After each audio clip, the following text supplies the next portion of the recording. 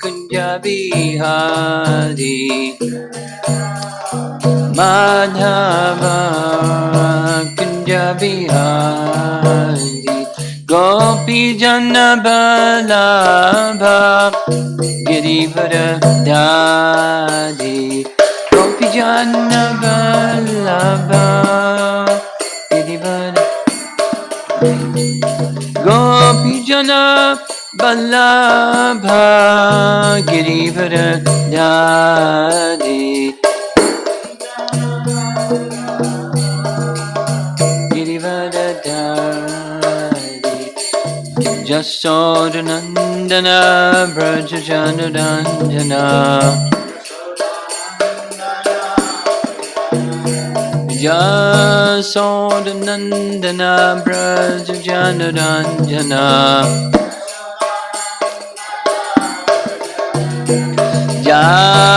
Jamanatira Vanachadi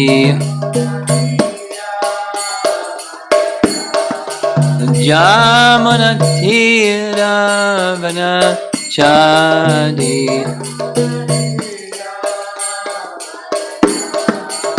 Jaya Radha Madhava Kunja Bihari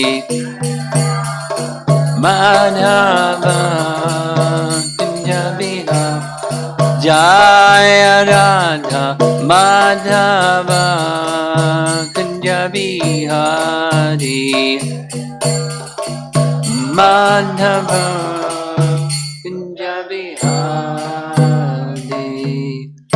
Jayo Vishnupad Paramahansa Parivijagacharya Astatara Satasri Srimadis Divine Grace Isi Bhaktivedanta Swami Srila Prabhupada Ki Ananta Koti Vaishnavrinda Ki Gaur Premanandi.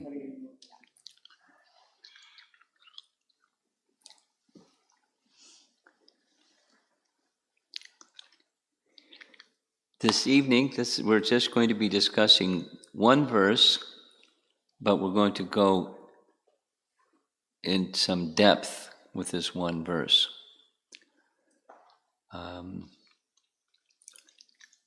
The section of the Bhagavatam we're discussing, Canto 10, Chapter 14, it's Brahma's prayers up to text number 40. And then we'll switch topics when we get to text, after text 40. A little background to get us to text 33. Chapter 13, little 3-minute summary. Chapter 13 is Brahma is paying a visit to Vrindavan. And that very day that he visits is the day that Krishna kills the Aghasura demon, and you saw the whole thing happen. And he goes, wow, that was really cool. That was amazing, the potency of the personality of Godhead. After Aghasura was killed, the cowherd boys took a lunch break. So they're sitting together, Krishna in the center, the cowherd boys in a circle around him, and the calves grazing nearby because they're young, because not yet herding cows, it's still the calves. Brahma became curious to understand the limit of Krishna's potencies. He has mystic powers, Brahma, so he did what he did. He took the calves and then came back and took the cowherd boys and put them in a cave and went back to see what Krishna would do. Our acharyas say he was thinking, when he sees me, maybe Krishna will cry and think, Brahma, the calves and cowherd boys are gone. Please help me. What's Krishna going to do? Because he's looking at him like a little boy. Now he's the most intelligent person in the universe. That is to say, he became covered by Krishna's potency so that he wouldn't recognize. Something like Arjuna became covered so he wouldn't recognize what his duty was. So Krishna manifested from himself identical forms of each cowherd boy and each calf. So when Brahma came back to see what's Krishna going to do, that's what he saw.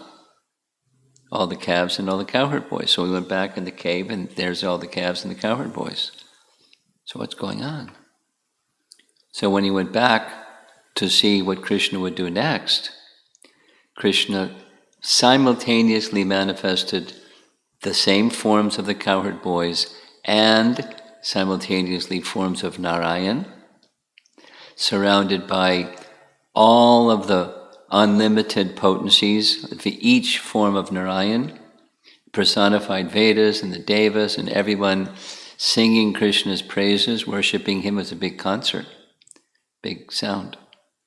And then Krishna manifested universes for each of the forms of Narayan, which was each of the forms of the calves and cowherd boys. So many universes. And then, poof, they all disappeared.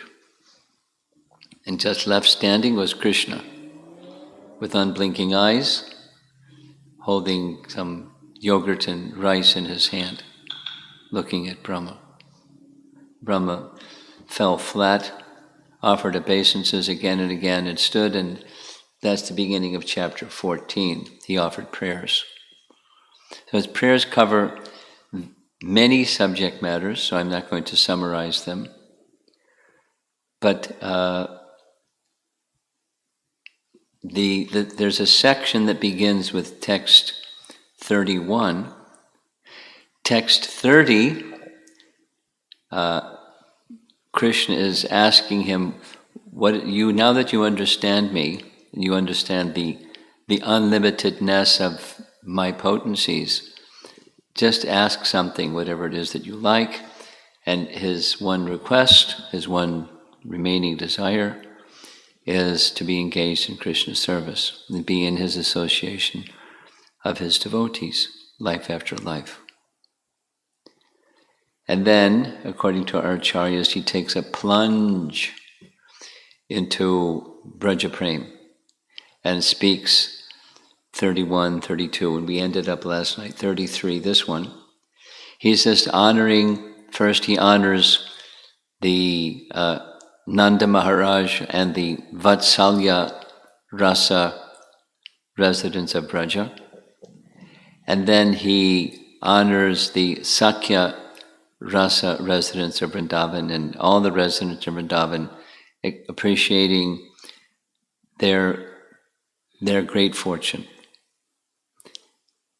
Indirectly, he's hinting, but he's not feeling qualified to say, I'd like to take birth in Vrindavan and be one of your eternal associates. Qualified to say, I'd like to become associated with you that way in Vrindavan. But he doesn't feel that's right that he asks that. Qualified to say, I'd like to become associated with you that way. So he just praises, but he doesn't feel that's right that he asks that. Be engaged and I become associated with you. So he just praises, but he doesn't feel that's right that he asks that. Be engaged and I become associated with you. So he just praises, but he doesn't feel that's right that he asks that. Be engaged and I become associated. So he translation phrase that he doesn't feel reads that yet engaged in even though the translation phrase the extent of which fortune of these residents yet engaged in even though 11 the extent of which fortune of these residents yet engaged in even though 11 also the extent of which because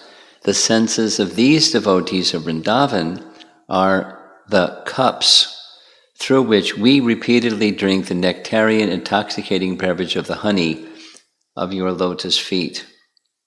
So we discussed the commentary for this verse yesterday. I'll just summarize some points.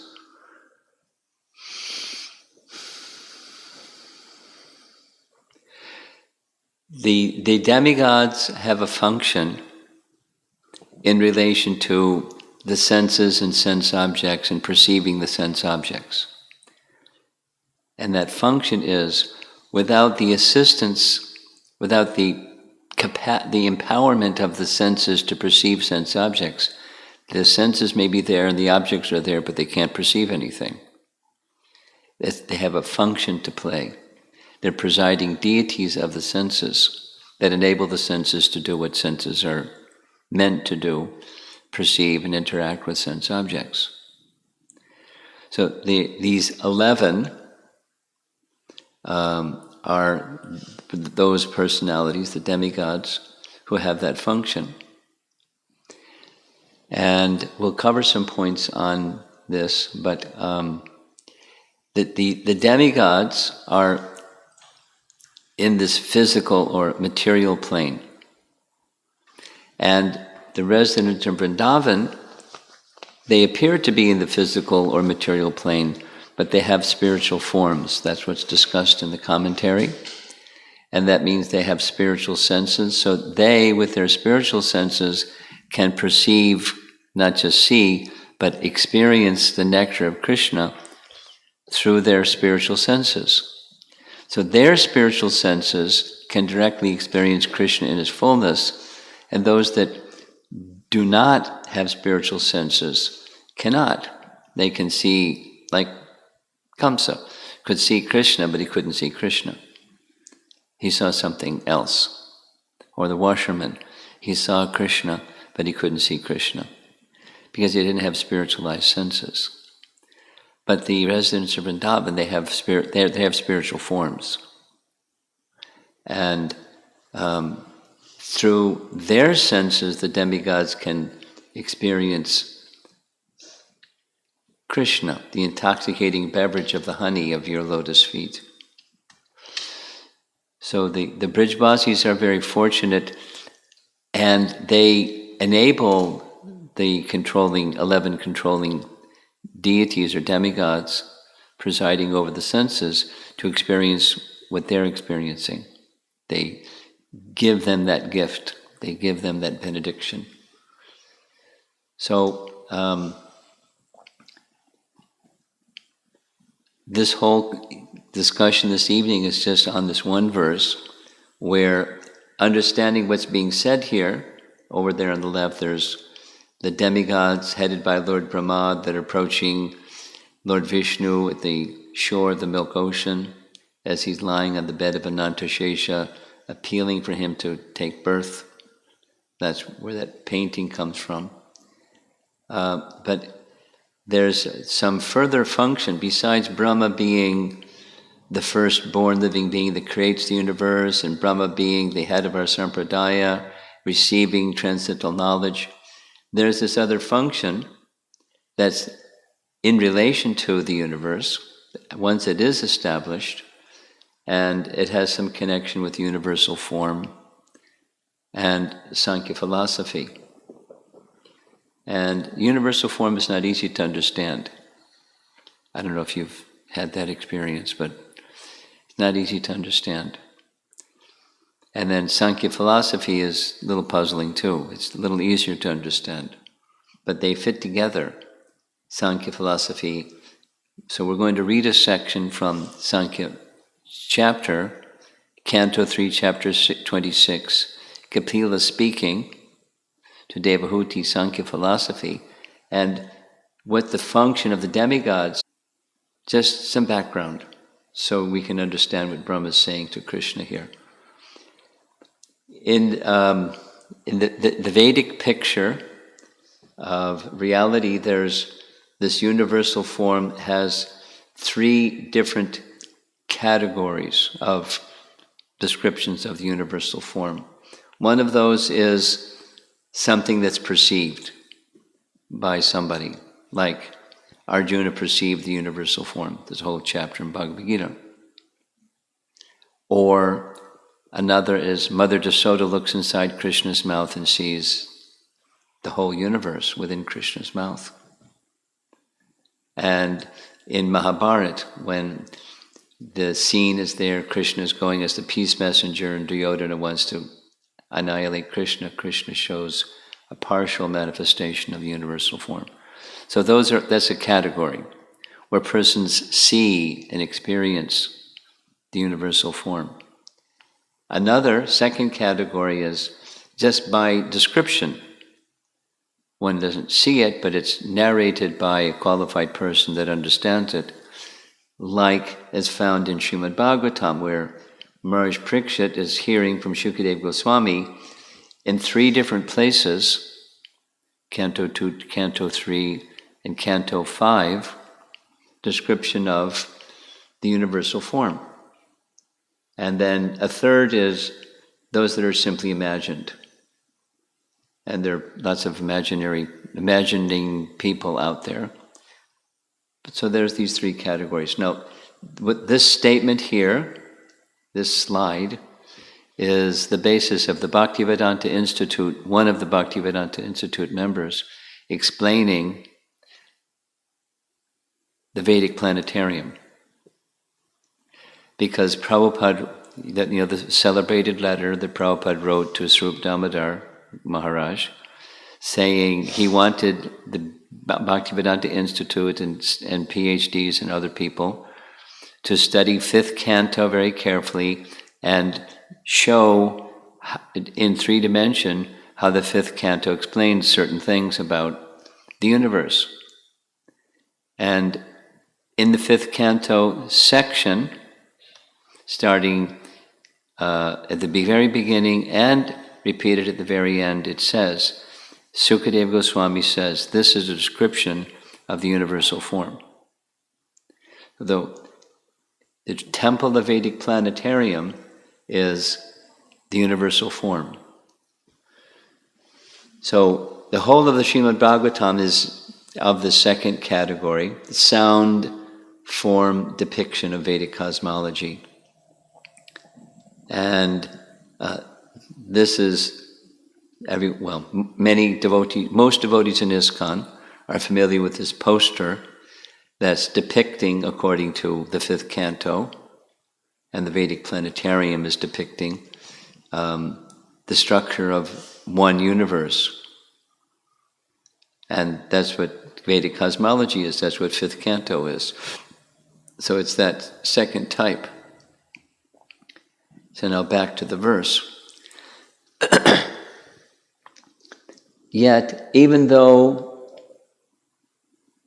the extent of the good fortune of those residents of Vrindavan is inestimable or inconceivable, we 11 presiding deities of the various senses, headed by Lord Shiva, are also most fortunate, because the senses of these devotees of Vrindavan are the cups through which we repeatedly drink the nectarian, intoxicating beverage of the honey of your lotus feet. That's the verse once again.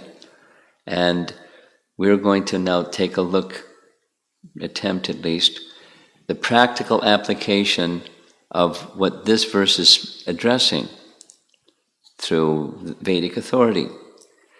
So these 11 devatas, or presiding deities of the senses, here's the list, and they're found in Canto 3, Chapter 26.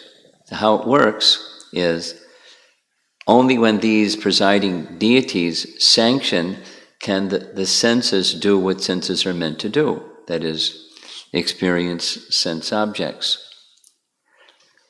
So I'm going to I've read this section many times and kind of like get puzzled, and then read it again and get puzzled and read it again, like I move on to the next section because it's puzzling. But it's from what Brahma is saying here, I spent some time and it's becoming less puzzling. So I'd like to read, starting from text 24. Now this is this is Sankhya philosophy, so it's like kind of dry, but it's how the universe comes into being. The universal form rises from the causal ocean, the Garbhodak ocean. So that picture of the universe, there's the planets up above, but that's half the universe, 14 planetary systems, etc. The bottom half is the Garbhodak ocean. And the universal form rises from the Garbhodak ocean. But before it rises from the Garbhodak ocean, some other things happen. That's the Sankhya philosophy part. The material ego, so this is the creation. Mahavishnu glances over Pradhan. Pradhan? Pradhan means the undifferentiated totality of material energy. Like a big warehouse that's all jumbled up. And it's just Krishna's external energy. His Chaya Devi. It's just undifferentiated totality of material energy. And the glance of Mahavishnu sends Brahma Devi from within Mahavishnu, entrusts the totality of living entities to that glance, known as Shambhu, and the time energy. So time, living entities, and accompanying living entities is not yet manifested their swabhava, their tendencies. Brahma karma swabhavajam, Kshatriya karma swabhavajam, Vaishya karma swabhava. Swabhava means tendency. And time. So time, swabhava, and karma that hasn't yet come into play because time energy has been withdrawn. So zoom, there goes the living entities.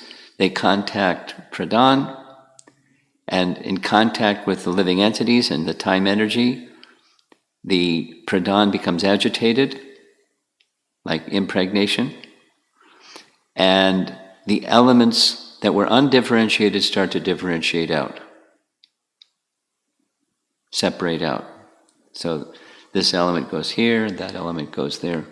So the first element that differentiates out from Pradhan is false ego. Before we even have a body, false ego's got us. The material ego springs up from the Mahatattva, which evolved from the Lord's own energy. The material ego is endowed predominantly with active power of three kinds: goodness, passion, and ignorance.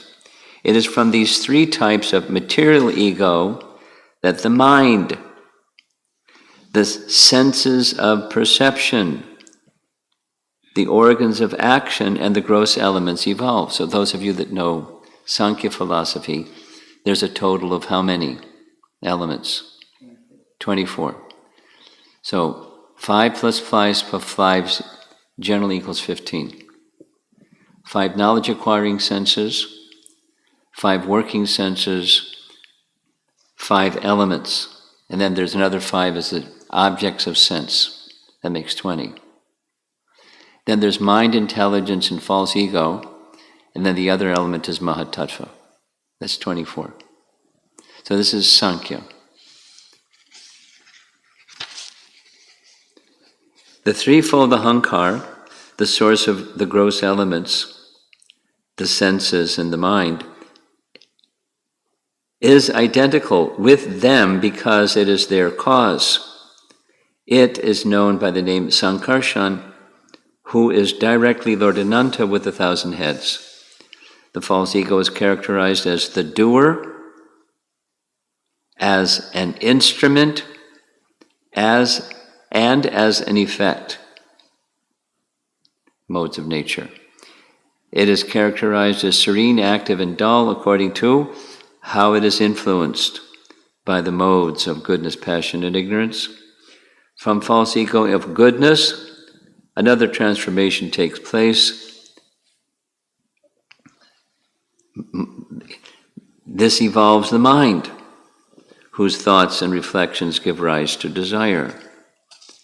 It goes on, it's like a long section. So the elements unfold, and there's presiding deities of those. The mind of the living entity is known by the name Lord Aniruddha, the supreme ruler of the senses. He possesses a bluish-black form resembling a lotus flower growing in the autumn. He is found slowly by the yogis. By transformation of the false ego in passion, intelligence takes birth.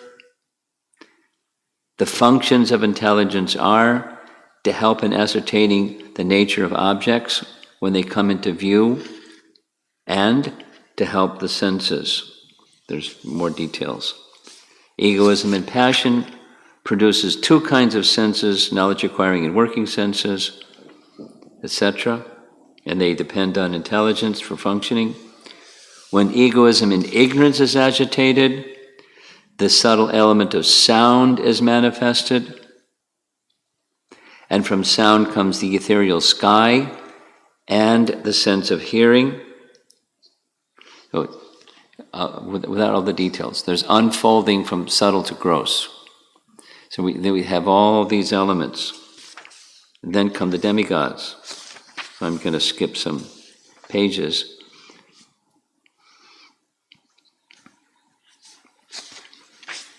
Although it connects to these presiding deities. Characteristics of water, characteristics of fire, the characteristics of earth, etc. The sense whose object of perception is sound is called the auditory sense, and that whose object of perception is touch is called the tactile sense. The senses, the sense whose object of perception is form. The distinctive characteristic of fire is the sense of sight. Now these are subtle. This is before there's eyeballs. It's before there's a sense organ. It's the sense of sight, the sense of touch, the sense of smell. Finally, the sense whose object of perception is odor. The distinctive characteristic of earth is called the sense of smell. Since the cause exists in the effect as well, the characteristic of the former is observed in the latter. When all these elements were unmixed, that's the pradhan stage, the Supreme Personality of Godhead, the origin of creation, along with time, karma, and guna, entered into the universe with the total material energy in 7 divisions. From these 7 principles roused into activity and united by the presence of the Lord, an intelligent, unintelligent egg arose, from which appeared the celebrated Virat. So there's the Sankhya, the 24 elements are laid out, and the principles of creation are there, and then arises the Virat coming out of all of them. This universal egg, or the universe in the shape of an egg, is called the manifestation of material energy. Its layers, there's 7 layers. That's what those 7 principles are. Each layer is 10 times bigger, etc. Within this egg is the universal form of Lord Hari, of whose body the 14 planetary systems are parts. Now, there's lots of purports and lots of details. I'm just trying to give the picture of what Brahma is saying. What's his function once the universe is coming into being? The Supreme Personality of Godhead, the Virat Purusha, situated himself in that golden egg, which was lying on the water. That's the causal ocean. And he divided it into many departments. First of all, a mouth appeared in him, the Virat. Then came forth the organ of speech, and so on and so forth. A pair of nostrils appeared, and in them the sense of smell, the olfactory sense. In the wake of the olfactory sense came the wind god. So that's where these demigods, presiding deities of the senses, without which the senses can't perceive or experience sense objects. Thereafter, a pair of eyes, this is the universal form, a pair of eyes appeared in the universal form, and in them the sense of sight. In the wake of this sense came the sun god, who presides over it. So now it's listing the 11 deities presiding over the senses.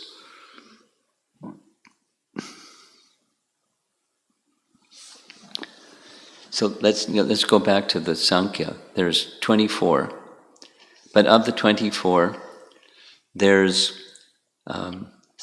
5 knowledge-acquiring senses, 5 working senses, that's 10. Then the mind is this 11th sense, the intelligence and ego. That makes 13. 5 plus 5 plus mind, intelligence, and ego, 13. So how does it become 11?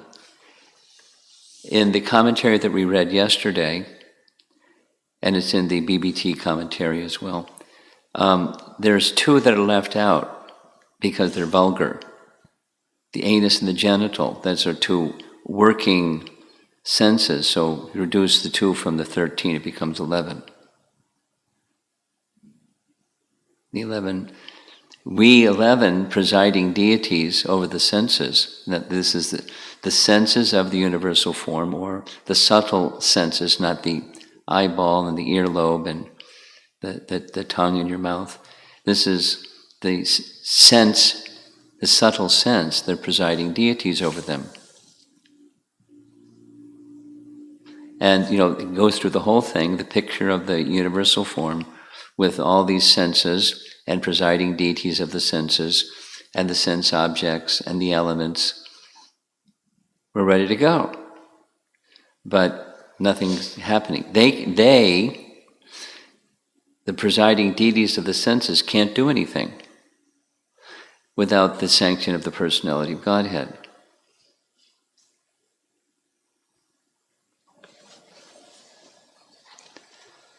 So now we're going to take a look. This verse, 10:14:33, expands upon the unfolding of the universe as found in Canto 3, Chapter 26, which includes the roles of the demigods in this unfolding process and the demigods' dependence on Paramatma to perform their respective functions. So Agni presides over the organ of speech. You can count them, there's 11 of them. Vayu presides over the olfactory sense. That's 2. Surya presides over the sense of sight, described here in chapter 26. The Devatas preside over the auditory sense, that's the protectors of the 10 directions. The Ashvinis preside over the touch sensation. Indra is the deity presiding over the hands. The presiding deity of movement, locomotion, legs. Supreme Personality of Godhead Vishnu. The moon is the presiding deity of the mind.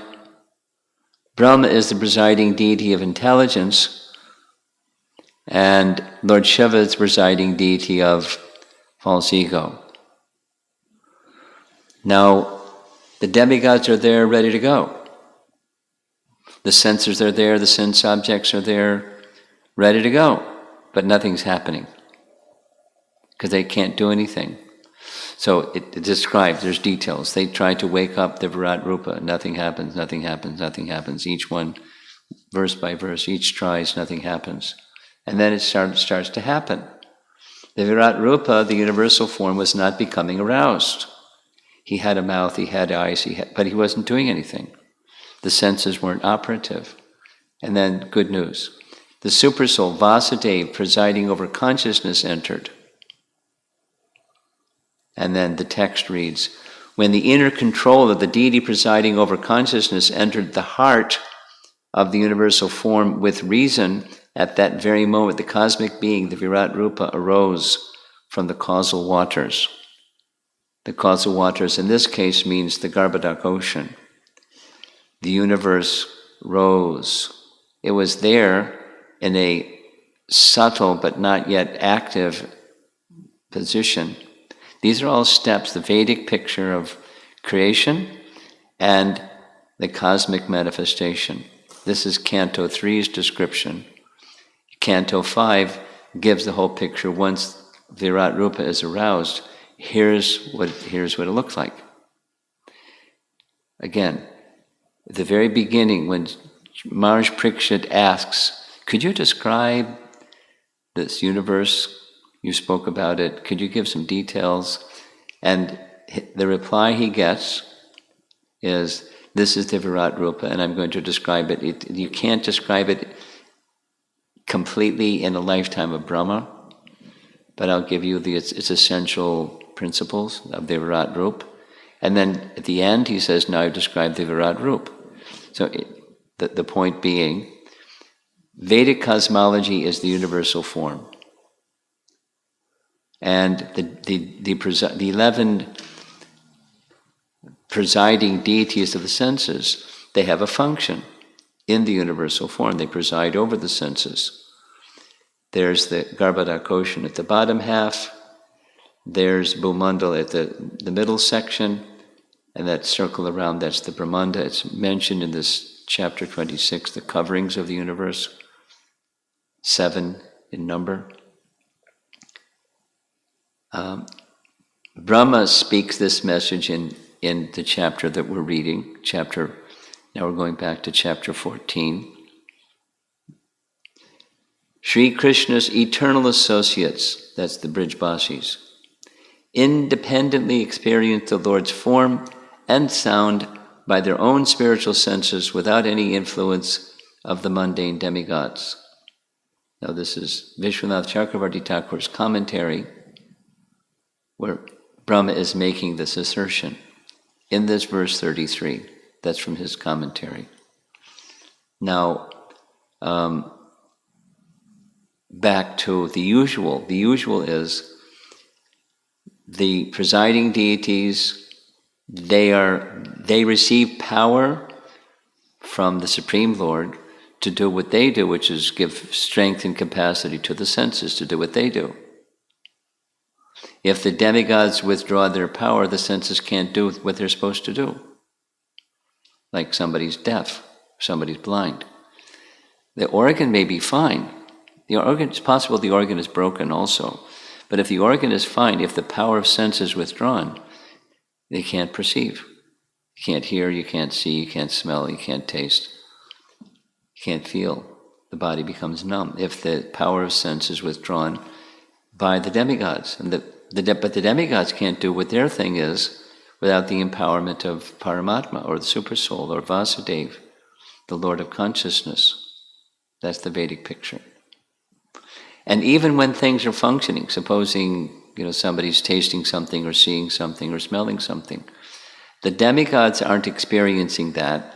They're giving the capacity of the sense to perceive or experience the objects. But in the case of the Brijbasis, their senses are fully spiritual. So they can experience Krishna directly without the assistance of the demigods. But the demigods are feeling, wow, they're so fortunate. But their good fortune is being passed on to us because they're allowing us or enabling us or transferring their capacity to us so we can also experience what they're experiencing. That's what's being said in this section. And then the last part is this very same verse, 10, 14, 33, is mentioned in Brihat Bhagavatamrita. Brihat Bhagavatamrita is a book by Sanatana Goswami that's, in one sense, it's a commentary on the Bhagavatam. And he's appreciating the residents of Vrindavan. referring to this verse. He expresses that the demigods have deep appreciation for the Vrajvasi's conscious application of the faculties provided to them by creation. They also have senses. And the way that it's described there, the Vrajvasis use their egos to identify themselves as servants of Krishna. They use their intelligence to make up their minds to always act for his satisfaction. They're engaging their senses exclusively in Krishna's service. They use their eyes to see him. They use their tongues to chant his name. They use their ears to hear his glories. And the Vrajvasis are constantly utilizing their senses to receive and express their love for Krishna. Nice graphics, huh? And this is the last slide here. Vishwanath Chakravarti Thakur is saying, here's Brahma over here, in this verse, we, the 11 presiding deities of the senses, are experiencing Krishna's sweetness through the 11 senses of the inhabitants of Vraja.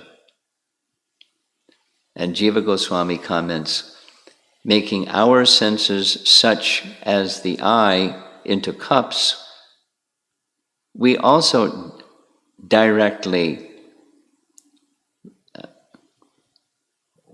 repeatedly drink the sweet nectar from your lotus feet. So, Brahma, we just covered this verse. He is the creator of the universe, and once it's created, he has a function within the universe. It's not so often spoken about. It's spoken about in this verse. He is a presiding deity of intelligence. And he has a function. Intelligence doesn't work unless Brahma gives capacity to the intelligence to work. And Brahma can't do that without the personality of Godhead, Vasudeva, empowering and entering into the universal form and giving him the capacity to do what he can do, and all the other presiding deities of the senses, the 11. They derive their capacity from the Supreme Lord, and therefore the senses can do what senses can do. And then there's sense organs, but we require the empowerment of these devatas, controllers of the senses. But they, as powerful as they are within the whole of the creation, they are feeling themselves very grateful to the residents of Vrindavan, because the residents of Vrindavan don't need the demigod. The residents of Vrindavan can perceive Krishna directly, and through they give their mercy to these 11 presiding deities, so they can also experience through the 11 senses the nectar of Krishna's lotus feet, his form, his qualities, and everything. So they're most exalted. Now, there's only 7 more verses in this chapter of his prayers, but what he's getting at in the course of these prayers is he has enormous appreciation, regard, respect, love for the residents of Vrindavan. He's going to ask, just as Uddhava did, to become a blade of grass, so that the lotus feet of Krishna will give him some particles of dust on his grass head, his body, and be benedicted that way. Because the residents of Vrindavan, he doesn't feel eligible to ask, can I be one of them? Just a blade of grass. It's such an amazing place, far beyond anything of the topmost person in the universe who builds the universe and etc., etc., all of his capacities. It's nothing compared to the Brijvasis. He understands it.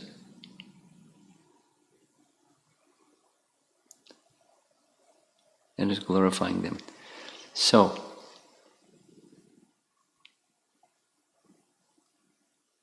I normally don't go into a topic like this with such detail, but I've become interested in the universal form.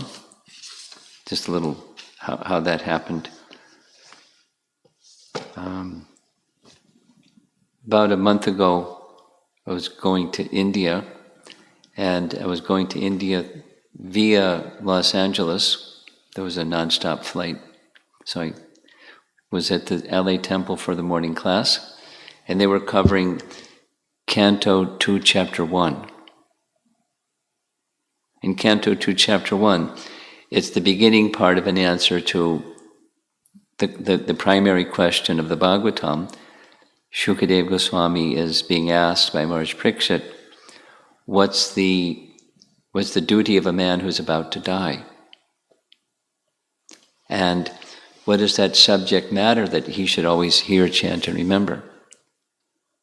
So it begins that Shukadeva Goswami doesn't start speaking until Canto 2.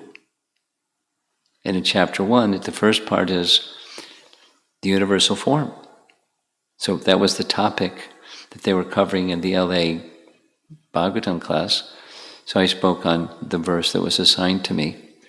And I certainly have read it before and studied it before and spoken it before, but it's just, having been involved in Krishna consciousness for a few years now, it took on some special meaning, a little different meaning than in the past. And then one of the devotees that spoke after me lives in Los Angeles. His name is Dhruta Karma. You familiar with Dhruta Karma? He's a member of the BI, and so a YouTube video of his class was forwarded to me because it was profound. And he spoke these three different types of the Virat Rupa that are known, because there's lots of different pictures of the Virat Rupa, and it's confusing. It's difficult to understand. So hearing that, I became interested to understand more about the universal form and Vedic cosmology, and because it's important. Prabhupada wanted the world to have this showcased at the Temple of Vedic Planetarium, so that people could see that, why he wanted them to see it. So for the past month, maybe more, following that, I was spending an hour to 3 hours every day trying to understand Vedic cosmology. And you can't understand Vedic cosmology without understanding universal form. And you can't understand the universal form without understanding Sankhya philosophy, just as we read. And then when I read, so discussing these verses of Brahma's prayers, which are very wonderful, and very, very important, when I came across this verse, it kind of hit my button. I had to, what is he saying? Who's the 11 presiding deities of the senses? We're not used to hearing that. What does that have to do with everything?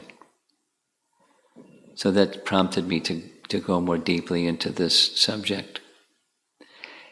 What Prabhupada explains about the importance of the universal form is it purifies the mind and the intelligence, enabling us to see the world around us in relation to the personality of Godhead from whom this world comes, and then enables us to better understand his original and personal feature.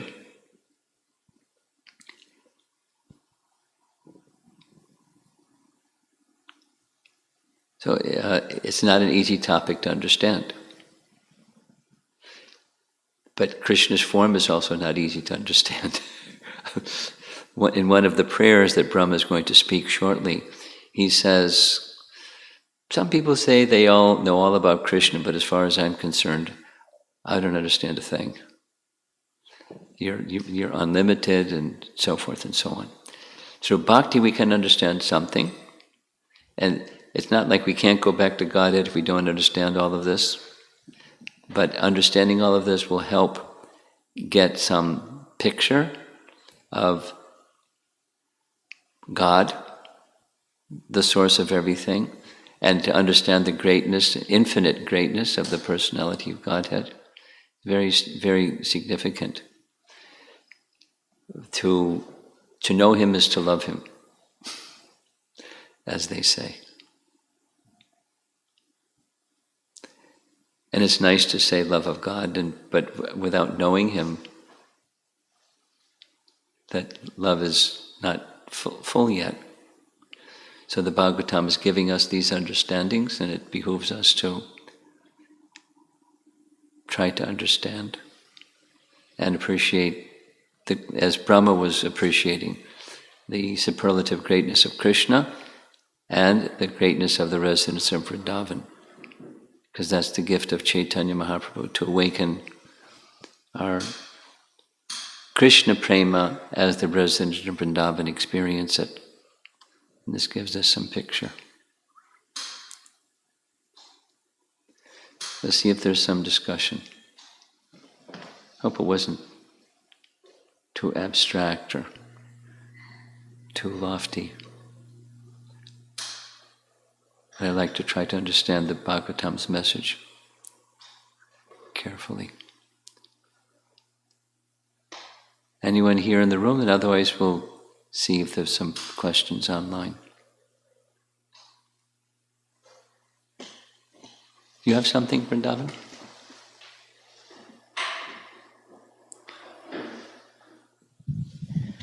Hare Krishna, Guru Maharaj. I think in the second canto, Prabhupada says that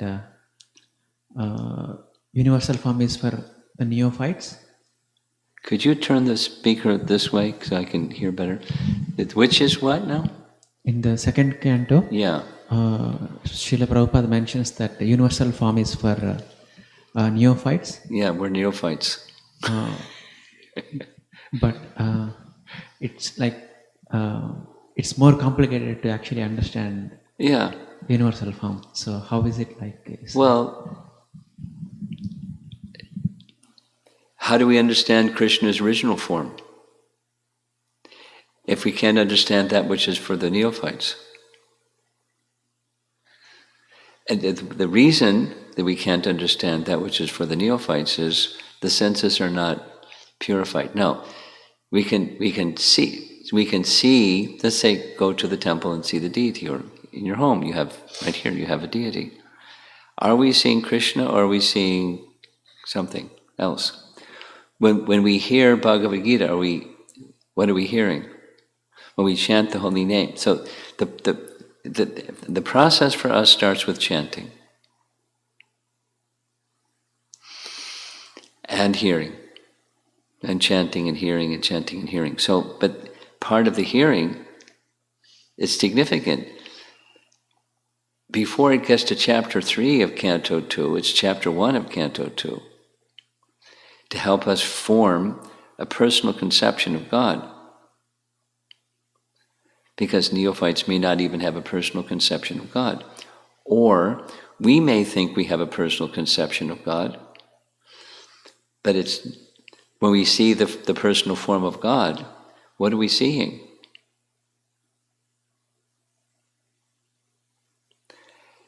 So it's meant, it appears multiple times in the Bhagavatam, it appears multiple times in Mahabharata. There's a reason. So it will help us understand the personal form. If we can't see the world around us, because there are different descriptions of the Virat Rupa, if we can't see the way that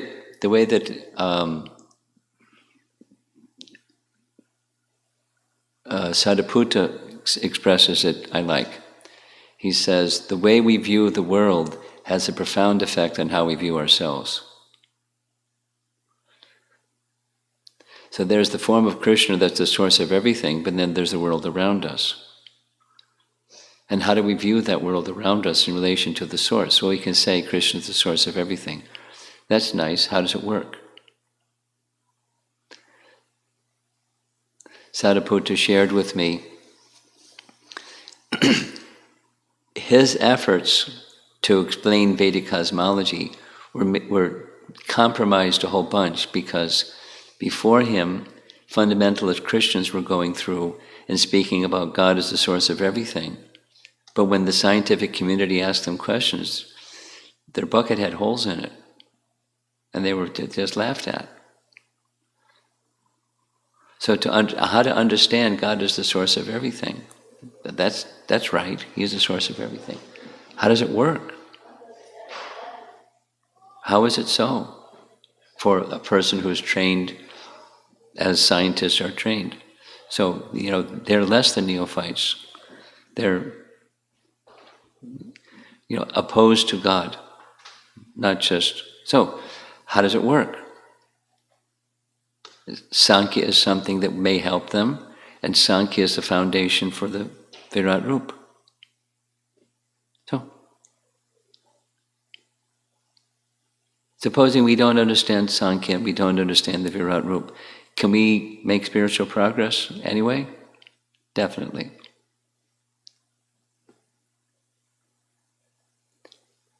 And then when we come across these sections of the Virat Rup and Sankhya philosophy, and we're scratching our heads, or fall asleep or something, because we're neophyte. So what are we going to understand about higher things if we can't understand these things?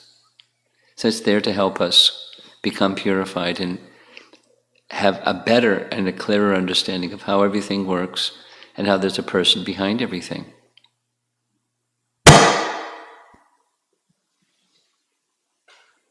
We have a very special sound system. It does that every now and then. Have I addressed your question? Yes, sir. Okay. Anything else? Okay.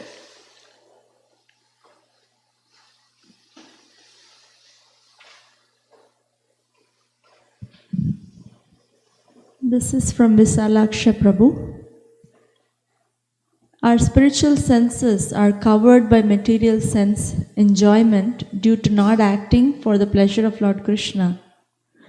Is it so purified? Material senses will act as spiritual senses? What he's asking is, do our material senses become spiritualized or purified? That's what he's asking? Yes. That can be understood in different ways, including, incorrectly. So here's our sense organ. Here's an eyeball. And here's an earlobe. And it's not like the capacity, the eye has a capacity and the ear has a capacity to see and to hear in certain frequencies of light and certain frequencies of sound and so forth. But even when we hear, let's say, we hear Krishna's name or we see Krishna's deity form, we're not seeing Krishna because of the orientation of the senses reaching out to find enjoyment. And so we process things when we contact an object of sound or sight with the mind. That's our processor. And we don't have any experience of something that's not material. We don't have the orientation to be in service to Krishna. So when that in service to Krishna orientation can gradually be restored, then the senses develop a capacity to perceive in a spiritual way. We can hear the sound of Krishna's name, we can see the deity form, etc. We can see other living beings, not just our family members, but we can see all living beings as a spark of life covered in a certain way and meant for Krishna's service. And we can, in appropriate ways, relate to other forms of life as spirit souls, parts of Krishna. Because of spiritual vision, because of wanting to be in service to Krishna, all that becomes possible. That way the senses that were previously covered or materially contaminated can become spiritualized, even in this lifetime.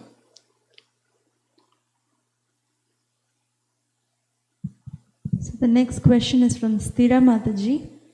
Is the Virat Rupa mentioned today that the demigod saw same as that was mentioned in Bhagavad Gita chapter 11 that Arjuna saw?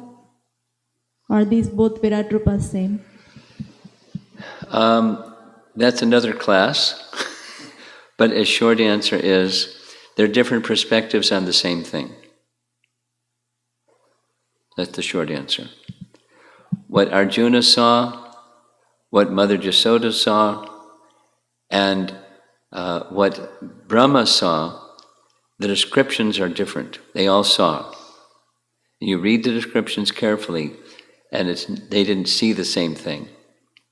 But it was the same thing, just with a different perspective or different disclosure by Krishna to what he wanted them to see or permitted them to see. That's what they saw. But it's the same Virat Rupa. And it's the same Virat Rupa being described here in the second canto, third canto, and fifth canto. It's just described it from a different perspective, different aspects or features of it. And this is Katamrita Mataji. Do the current... She's laughing already. Do the current residents or Vrajavasis in Vrindavan, today's world, also have spiritual senses? To who do? The current residents of Vrindavan. The current residents of Vrindavan have spiritual senses. Do they have spiritual senses? If they're spiritually qualified, yes. And otherwise, no. And Sanchari Mataji is asking, is there a reason why those specific demigods were chosen as the deities of the senses? Is there a reason why it is that specific sense for each demigod? Well, the demigod is a post, and qualified people are placed in that post, and there's a function. And there's the reason, if she's asking, the particular living entity occupying that post has a particular qualification, the answer is yes. And if there's the question is, like say, the god of sun is presiding over the sense of sight. Is there a reason why he's the god of sun? Well, yeah, because without light you can't see.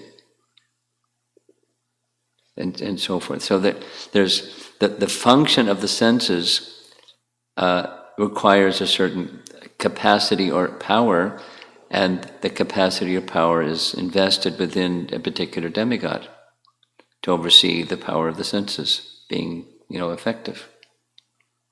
So yes, there's a reason.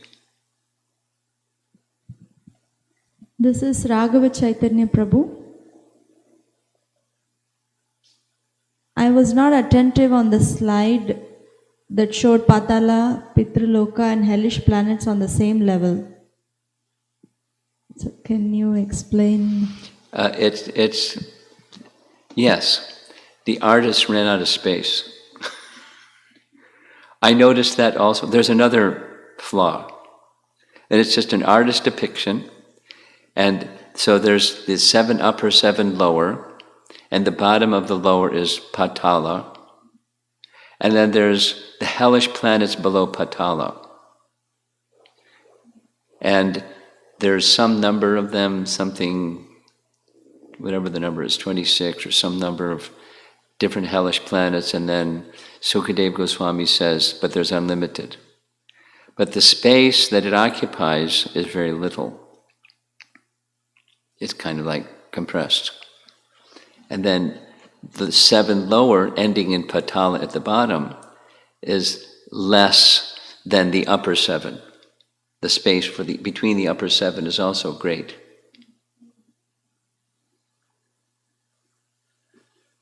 Is that clear? Okay. And this is Shivaram Prabhu. My takeaway is that I now have an interest in learning more about the Virat Rupa of Krishna. Good. In order to purify my mind and intelligence. Good. Can you please comment on my takeaway? You got it. And it's not easy. Be patient.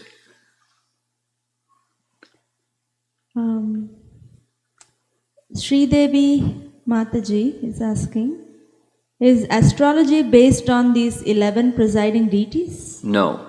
Astrology is based on,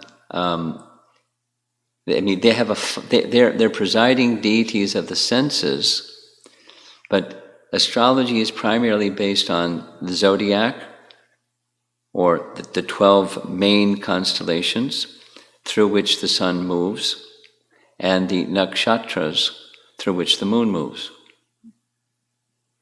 That's what it's mainly based upon. And it's complicated. But it can be it's part of the Vedic planetarium. It's part of Vedic cosmology. It's one of the things that Prabhupada wrote to Swarup Damodar Maharaj, saying, create this model that shows these things. The passage of day and night, the changing of the seasons. It's all in Vedic. It's in the 5th canto. It's not easy to extract that understanding. It's taken a while. It's taken a whole bunch of PhDs of a couple of decades to understand it. But that's what Vedic astronomy is, based upon those two. The movement of the sun through the zodiac, and the movement of the moon through the nakshatras, 27. The smaller constellation is the nakshatras, but with different names. So this is Prahlad from St. Louis, Venu Prabhu's son. His question is, what does the name Brahma mean, and did Krishna give the name Brahma to him when he gave him the knowledge? He didn't give him the name Brahma when he gave him the knowledge, and I forget the meaning of the name Brahma. Brahma. I read it recently, but I can't recall. But I'll research it, and tomorrow evening I'll report back to Prahlad.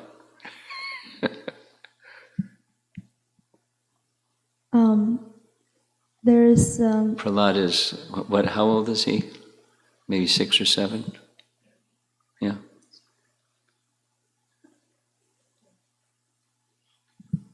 This is from Rama Raghava Prabhu. I have a personal question.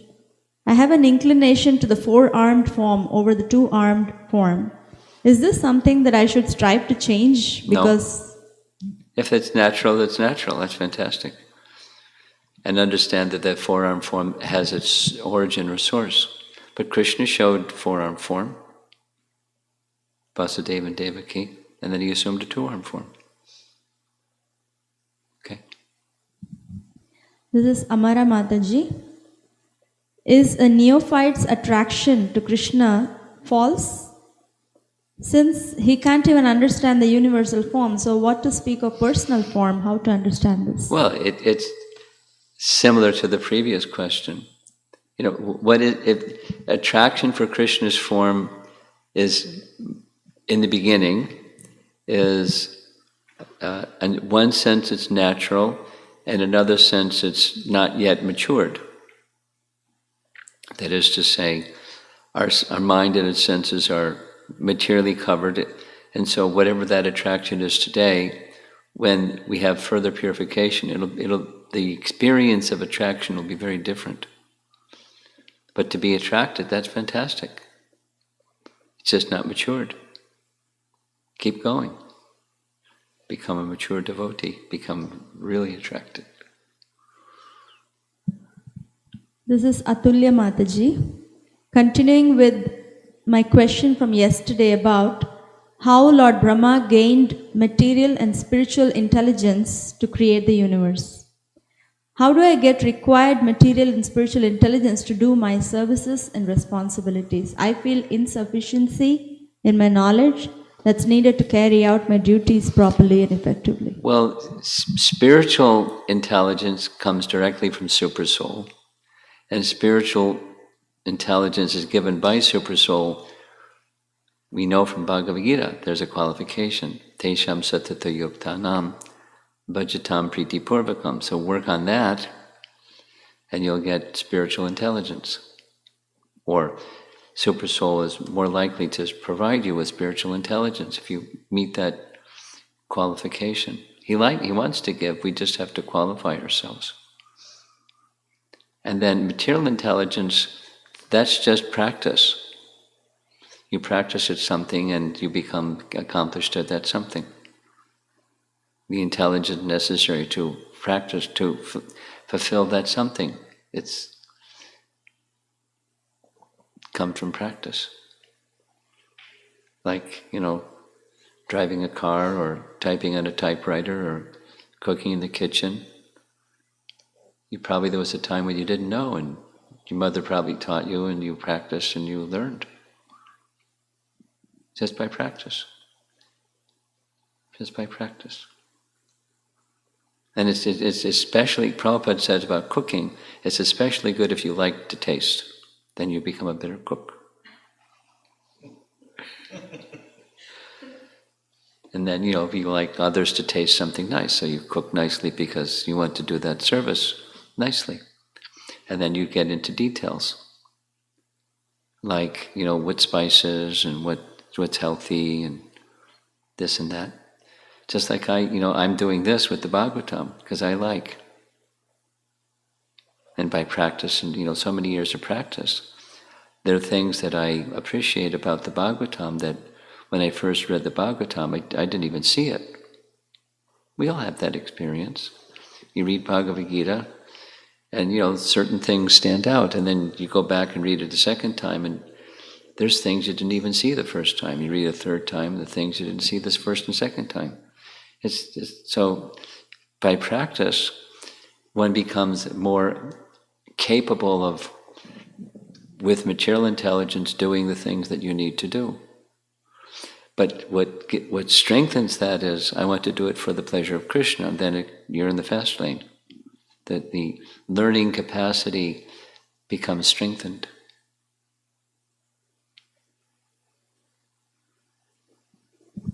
This is Sandhya Mataji. How can we correlate Brahma being the creator with the verse in Bhagavad Gita, Mayadhyakshena Prakriti Suyate Characharam? Because he's the secondary creator. More appropriately, he's the engineer. She says, here Prakriti or material nature is represented by Parvati Devi. When we think of all moving and non-moving in nature, one would think Krishna is engaged always in the overseeing process. Well, careful, because language terms can mean different things in different contexts. Yes, Durga refers to Prakriti, or Prakriti is Durga. But then there's other ways in which the word Prakriti is used, and so forth and so on. So be cautious about taking one application of a term and holding it for everything. It must be like this for everything because here's the correct meaning of the term. Sanskrit terms need to be understood sensitive to the context of their being used. So, Prakriti in that case can mean something, and in another case it means something else. Brahma, was just taking the 24 elements that were provided. And, here's the ingredients, here's the intelligence, here's the creative potency, the Shrishti Shakti, here's the blueprint. On your mark, get set, go. And he just did it. That's what engineers do. But engineers can't do anything without the ingredients and the plan and so forth. And the power, the capacity.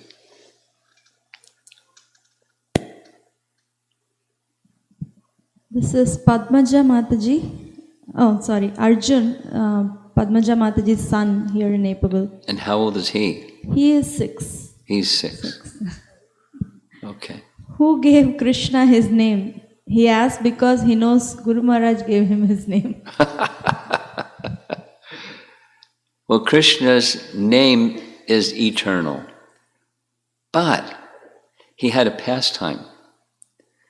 And he had a pastime where he took birth as the son of Nanda Maharaj.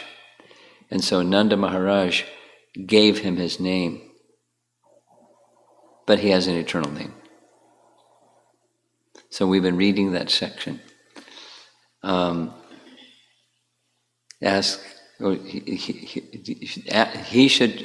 should remember that Krishna's lifting of Govardhan Hill. It's a wonderful pastime. And after Krishna lifted Govardhan Hill, the residents of Vrindavan were going, wow, he's not an ordinary person, how could he do that? And not only that, he did other things, and so who is he? Nanda Maharaj, we look up to you, can you tell us who is he?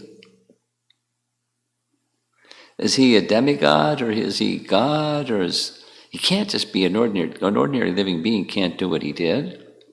Who is he? So then Nanda very calmly says, at the name-giving ceremony, Gargamuni spoke 8 verses. I'll refer you to those 8 verses and I'll tell you how I understand who Krishna is. So one of those verses, he gives names because it was a name-giving ceremony. So that's how he got his name, Nanda Maharaj. Gargamuni. But his name is eternal. And we have Shari Mataji's question. Krishna showed the universal form to Arjuna in the middle of the Kurukshetra war.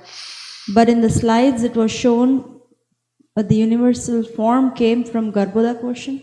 From? Garbhodaka ocean. I'll say it again. I'll probably have to say it a number of times. There are different depictions, different representations of the universal form. There's 3 categories. Remember that slide? There's one where it's seen. There's another is described by authoritative sources. There's a third that's imaginary. So what we find in the Bhagavatam is this authoritative source. Canto 3, it's Kapila Dev. You can't get more authoritative. He's describing the Virat Rupa arose from the Garbhodaka ocean and the sequence of events preceding that. So that's another description that's found in this second category of universal form descriptions. It wasn't seen, it's just described by him. And it's the same universal form, just understood from a different perspective. Okay? This is from Brajeshwari Pran Mataji. Maharaj, I like the structural, systematic, deep study of scriptures, but not finding time as much as I desire. Can you please give me some guidelines? Do your best with the time that you have. If you have a desire, Krishna will help you. And you use your time well. You're a busy person, your mother, you're a professional, and you have sadhana. We have busy lives, but that means you have to do time management carefully, and it's doable. So with use your time well, and you find the time. And Govinda Mohini Mataji's question. what we have been hearing, all these messages seem way above my head. It's very humbling to know that our material intelligence doesn't work in comprehension of spiritual matter.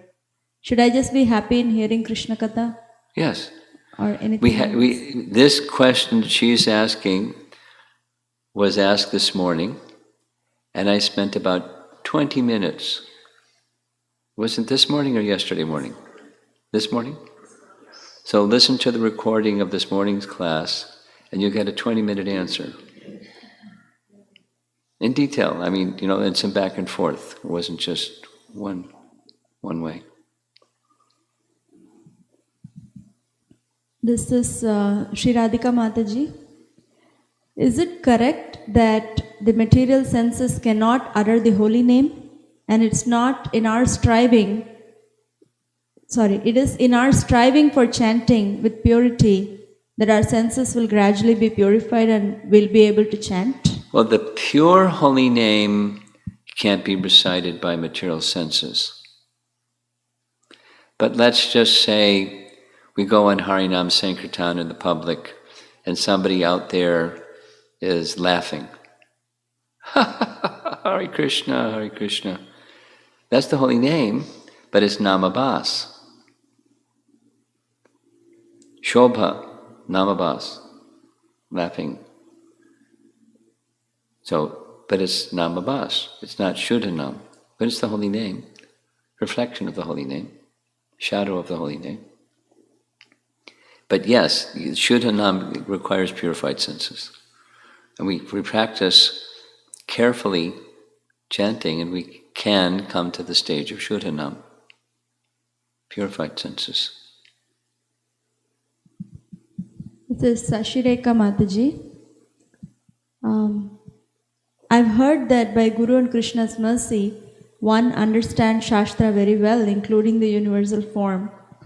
I spend hours of time in studying Shastra and I feel very little goes in the mind. May I know how can I understand universal form and Sankhya philosophy easily? Easily? I don't know an easily method. I know the patient method. And that's, hear it again and hear it again and hear from persons that are authoritative and have assimilated the knowledge carefully, and then you hear it again and hear it again.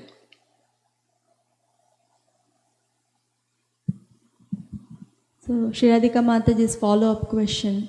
What if death comes before that point? What happened, what? What if death comes before that point of Shuddhanam?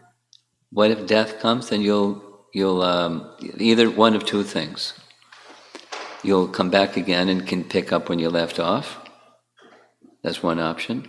Or Krishna will just say, come on. Kripa Siddha. Or Sadhana Siddha.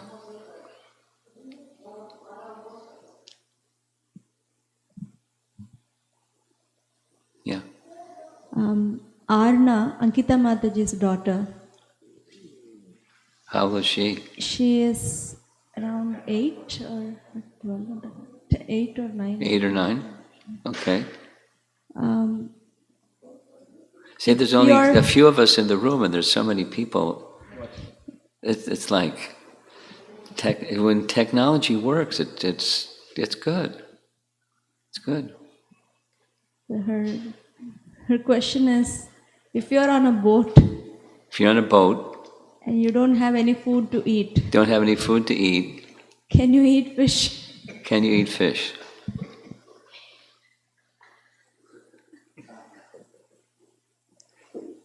Prabhupada speaks about this. And a short answer is yes. But you have to catch the fish.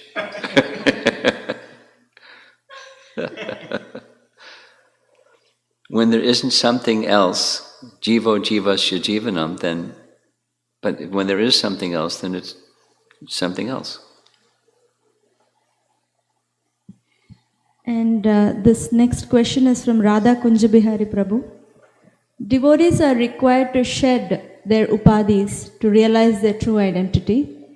Whereas Krishna loves to have relationships with devotees in different rasas, which requires the devotees to be immersed in an upadhi. To be? Immersed in an upadhi. Why? So he's requesting clarification. I don't understand his question. They don't have to be immersed in a false designation in order to serve Krishna. Sorry. Maybe if he was here he could explain, but he can rephrase his question for tomorrow.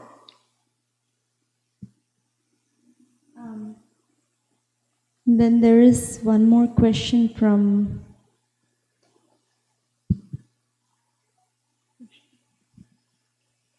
Rajeshwari Pran Mataji's question. If liberation of I want to get out of here is a material goal, even though trying to awaken the love of God and serve in whatever situation I'm put in, I feel it's a long way to go. What if many situations make me think I want to get out of here more than I want to serve? How to go beyond this material goal? Associate with devotees that want to go beyond getting out of here. Associate with devotees that are carrying bhakti, and that bhakti will be transmitted to you.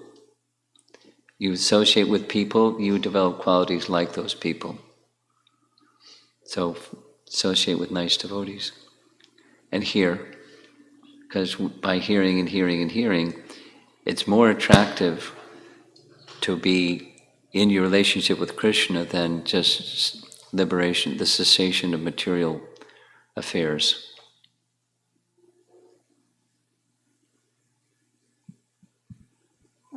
There's a question from morning.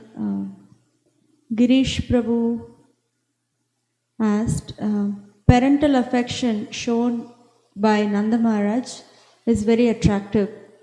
Those of us who worship Narsinghadev because we are attracted to him, can we ever experience different rasas like Sakya, Vatsalya and Mangali? Yeah, certainly.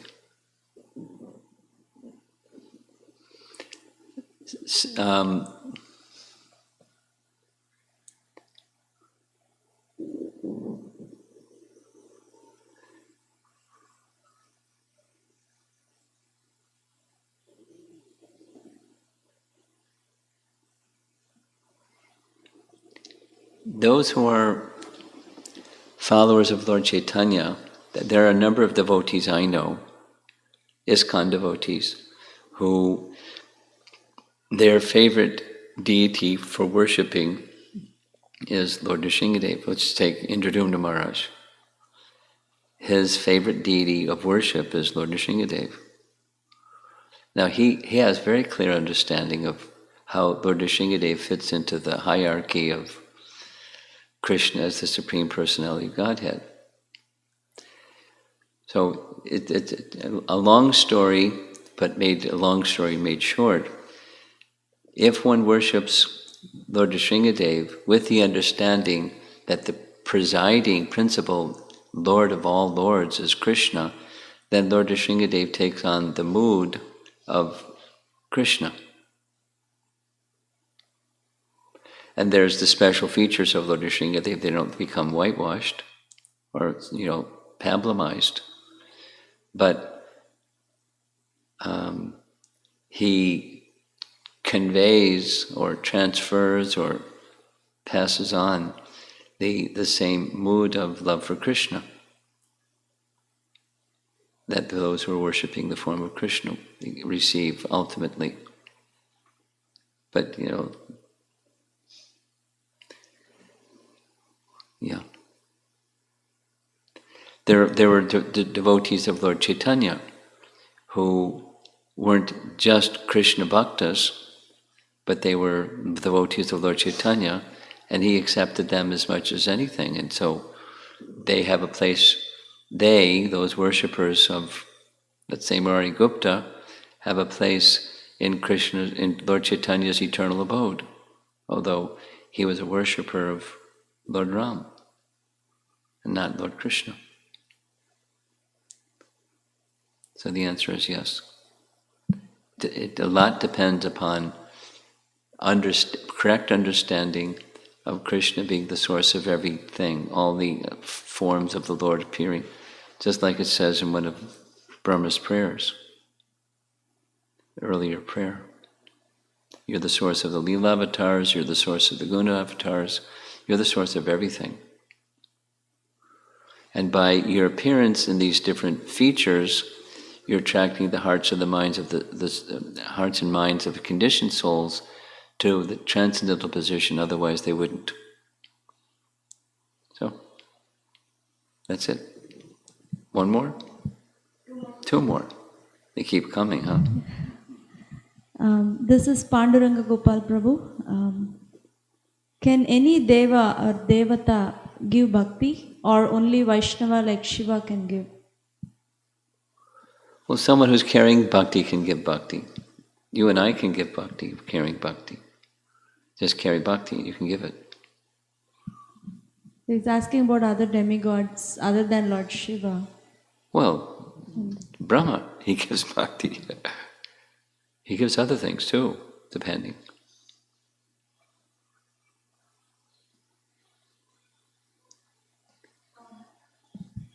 This is Kasturi Manjari Mataji. At the sadhana stage, one practices devotional service in the mood of awe and reverence, following the do's and don'ts, avoiding the don'ts. It feels like the mood of awe and reverence hinders the closeness of a relationship. And Krishna can be conquered not by awe and reverence, but by pure love. How to resolve this conflict? It's not a conflict. It's a stage of bhakti. We're not qualified to engage in service to Krishna in that greater intimacy because we're not sufficiently qualified, we're not purified. So the awe and reverence brings the purification, thus the qualification, and thus the natural evolution to something that's more spontaneous and personal, or spontaneous and intimate. Okay.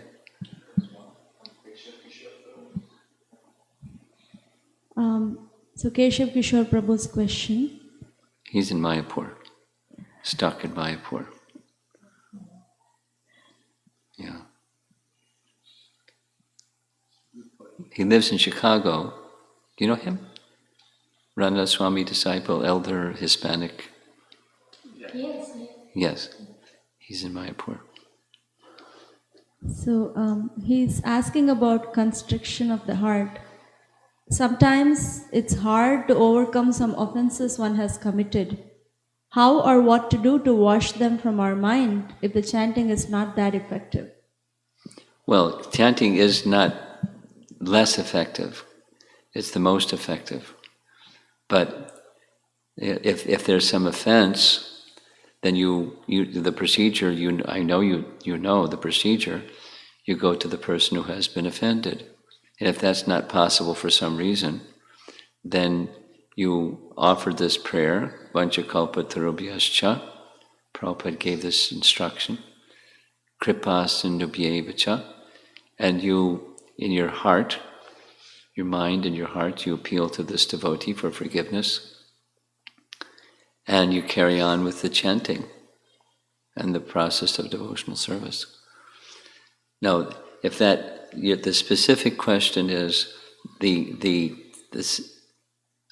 unhappy feeling or the feeling of guilt or whatever, the negative emotion being carried in the mind, how to deal with that?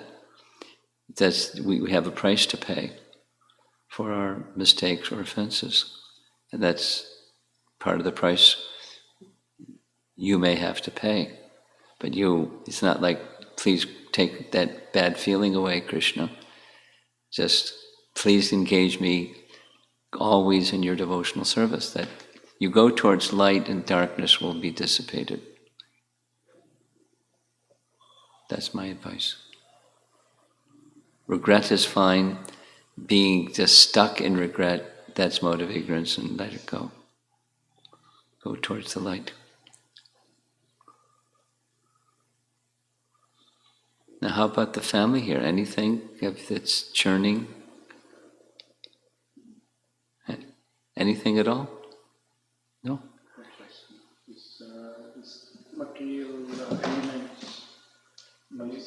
elements and stuff is very hard to understand. Yeah, Sankhya. Sankhya philosophy. So probably we'll need more reading. Well, I'll just go through very simply. The principle is Krishna is the source of everything, and he is unfolding his roadshow, the material roadshow. And it's subtle unfolds into more, the less subtle, the more grows, and more grows, and more grows, and then comes the whole thing. That's the elements. And with the elements means not only, earth, water, fire, or ether, but the sense and the object of the sense and the element. And then the demigod to oversee the function. So once the model is there, then there's the detail of the model. That's a little hard to follow. And the whole thing doesn't do anything unless Paramatma enters. And so at the right time, Paramatma enters, and then the whole show starts to move. But the elements, so there's the part that Vishnu does, that's Sarga. And then there's the part that Brahma does. Brahma takes what Vishnu does and starts assembling it. That's what engineers do. So Vishnu brings from the unmanifest to the manifest state, from the pradhan state to the mahatattva state to here's the big warehouse of everything ready to go. Brahma, go to it. Take the warehouse pieces and put them together and make a universe. This pradhan, where does that come from? It's eternal. It's just like this Prakriti question. By the Siva. It's Karnadakshay Vishnu, the Lord Vishnu, Mahavishnu, has his consort, his Shakti. And her name is Rama. And she's never pictured outside because she's inside his internal potency and is enjoying pastimes with her within, called Yoga Nidra. And she, Rama, has her reflection potency. That's Pradhan. It's Chaya Devi, another name of Pradhan. The reflection. Mahavishnu glances over Pradhan, thinking, she wants something to do. She has nothing to do. She'd like some service. Somebody give her some service. He's just thinking. Rama understands, and Rama takes that glance and invests the glance with the totality of living entities that are within Mahavishnu. So what Pradhan is the undifferentiated totality of material energy, and it's not created, it's just describing a state, a condition of undifferentiation. The elements aren't differentiated, but by the glance they start to differentiate. Then it's give it a different name, Mahatattva. And then there's another name, Prakriti. It's just the same thing with a different nomenclature because it's a different stage. It's matter, or with the modes of nature, because the modes of nature predominate over Prakriti. And Krishna oversees the modes of nature predominating over Prakriti. He's remote control. So it's just unfolding, and then maintaining, and then withdrawing, and then back to Pradhan. The reflection of his internal potency.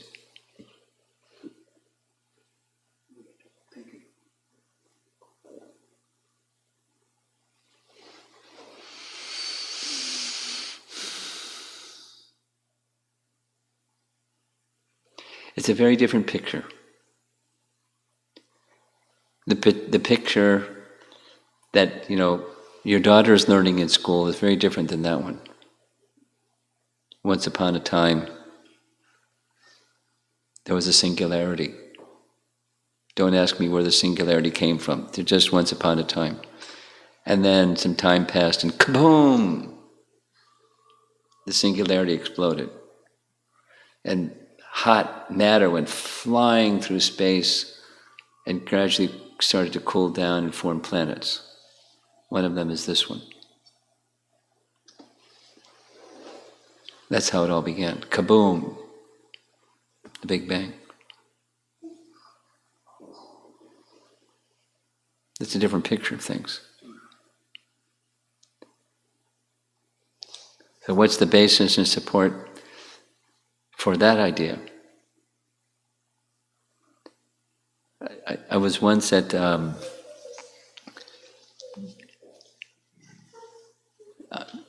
IGSA, Indian Graduate Student Association gathering at the University of Houston. And the venue was like a theater, like a lecture hall, with the seats that go up like this, and the speaker is down here. So I was the speaker down there, and there's like all these very brilliant, Indian graduate students, and the topic was mysteries of the sacred universe. I was describing Sadaputta's work in slow motion, taking it apart, holding up this, holding up that. This fits together with that.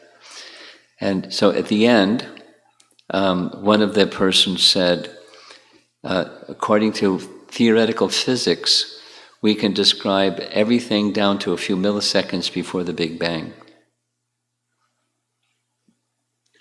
And then another one said, and what happens after the Big Bang, there's two ideas. One of those two ideas is, at a certain point, the mass just keeps expanding and expanding, and it no longer can hold the gravitational field, and it just dissipates into nothingness. And then there's a second model, it's just theoretical physics. There's another model that says it implodes back upon itself and goes back into a singularity. And then a third person said, I forget his name, a celebrated Harvard professor, scientist professor that did talk shows on TV, I forget his name, says he likes the second model. And he happened to like the Vedas a lot, because he said the Vedas picture time as cyclical. Because Einstein also spoke about time, space, continuum, and all that. So, once Prabhupada was asked, is there anything comparable to the Big Bang in Vedic text? So he asked, what's Big Bang? And somebody explained.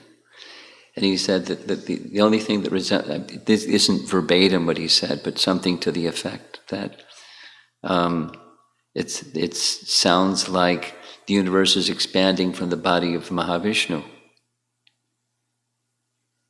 They start as seeds, and then they grew. So, not to say it's a one-to-one correlation or anything like that, just the model is quite different. So what I said to the students after they did that little 1, 2, 3, I said, so here's this Vedic picture that gives empiric data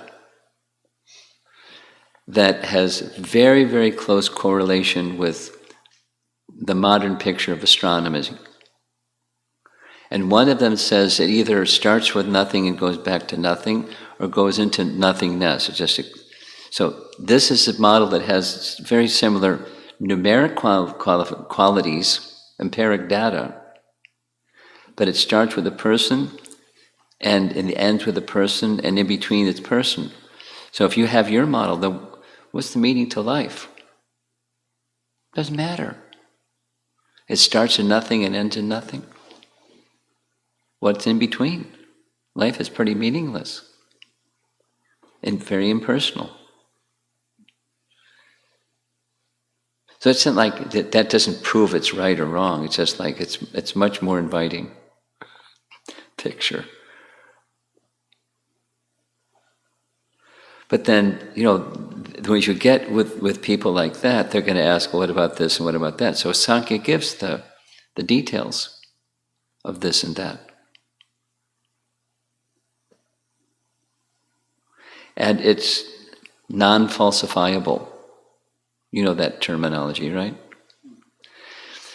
The Bhaktivedanta Institute folks in Berkeley, over a period of years, they developed a relationship with a professor, a physics professor that had earned or was awarded a Nobel laureate prize in physics. So they gave him a paid sabbatical to go to Juhu. His name is Professor Henry Stapp, S-T-A-P-H. You can look it up later. And he studied for a month and a half Sankhya philosophy from third canto. He was a very intense guy. He was up before the devotees were up. He was at the balcony looking over at Mangal Arati every morning. It was up till, he's like a cerebral powerhouse. And he spent a month and a half, and his conclusion was, there's nothing falsifiable from anything that I know in empiric science to say it can't be. Doesn't prove it's right. But it's a picture that's a comprehensive picture of reality that explains lots of things. That's different. There's a different model than, mechanistic, atheistic science. He's not a Hare Krishna guy. He's a scientist, but he has appreciation for the message. I wish I could remember the name of that Harvard professor. I came across his talk sometime recently. Yeah, Carl Sagan. Oh, Carl Sagan. Very good. Thanks, Keshav Kishore. So how about you? You have any? Not at all. Is it way over your head? Forget it, man. Anything that you think that you've learned about Brahma that you like sticks? I think he does the same thing as Krishna. Maybe not. He's a very good God, and he protects people, same as Krishna. He does what to people? He keeps people safe. He keeps people safe. Yes. Safe. Brahma. No, but Krishna does. Okay.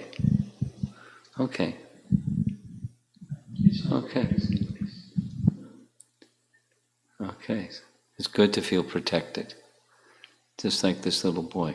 When I came in, he was cleaning. He likes to clean? Yeah. Sometimes. That's for fun. Not the real one. Okay. He looked like he was into it. He was like too busy cleaning to say Haribol. He's happy, playful and happy. Okay, thank you very much. Prabhupada ki jai.